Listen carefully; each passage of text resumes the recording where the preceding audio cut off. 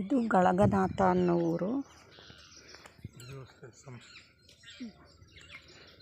ಸಂರಕ್ಷಿತ ಸ್ಮಾರಕ, ಭಾರತೀಯ ಪುರಾತತ್ವ ಸರ್ವೇಕ್ಷಣ, ಭಾರತ ಸರ್ಕಾರ ಪುರಾತತ್ವ ಇಲಾಖೆಗೆ ಸೇರಿದೆ. ಇದನ್ನು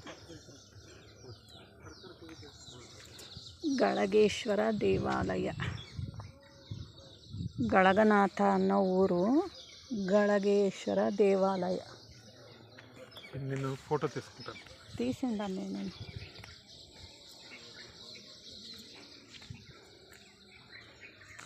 ಇದು ನೋಡಿ ಹಳೆಯ ಕಾಲದ್ದು ತುಂಬ ದೇವಸ್ಥಾನ. ಈ ಥರದ್ದು ಇವತ್ತು ಇದು 3ನೇ ದೇವಸ್ಥಾನನೋ 4ನೇ ದೇವಸ್ಥಾನನೋ ನೋಡಿದ್ದು ನಾವು. ಅದೇ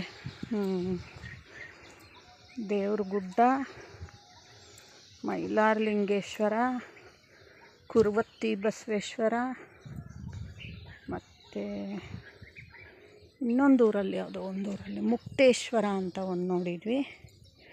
ಅದು ಒಂದು.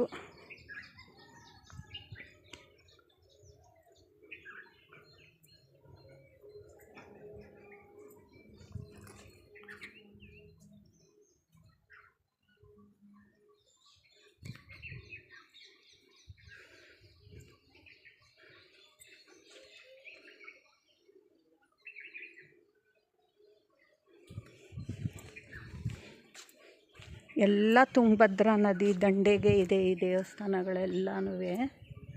ಇದು ಗೋಪುರ, ಕೆತ್ತನೆ ಅಂತೂ ಸೂಪರ್.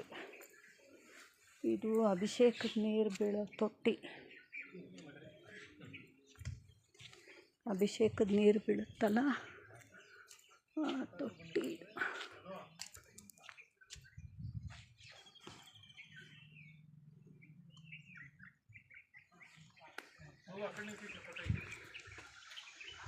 ఏమీ కనిపించలేదు.